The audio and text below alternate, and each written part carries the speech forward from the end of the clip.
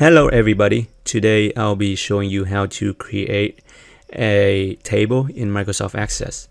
And the way that you do that is go ahead and click on create up top here, click on table design.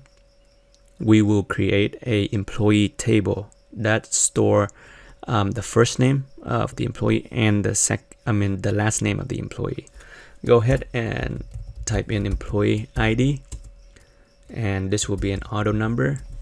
So what you're seeing here is the employee ID is the field name, and the data type for that field is auto number. Auto number means that it will increment by itself, so you don't have to type in any number. And the second field that we need is the first name of the employee, and this will be a short text. And it will be last name of the employee, also short text. So now we have 3 fields. Let's go ahead and save your table. Let's name it table employees. So if you notice here, it gives us an error. It's saying that there is no primary key defined. So a crucial part of a table is you should have a primary key, a unique key that is not duplicatable. So go ahead and click on cancel on this, and we're going to set the primary key here.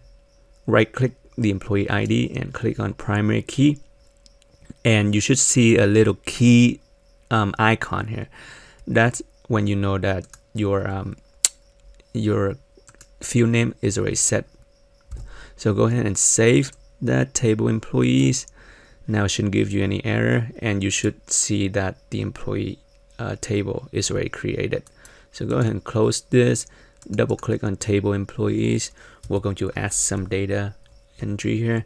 Let's name this person John Doe, the second one Jane Doe, the third one Larry Johnson, the fourth one Michelle Winston. Last name should be Winston here. And go ahead and close this table right here. Once you double click on it again, you should see that your data is automatically saved, and that's one of the key features of a database. You don't have to just continually click save like Excel. It automatically saves for you.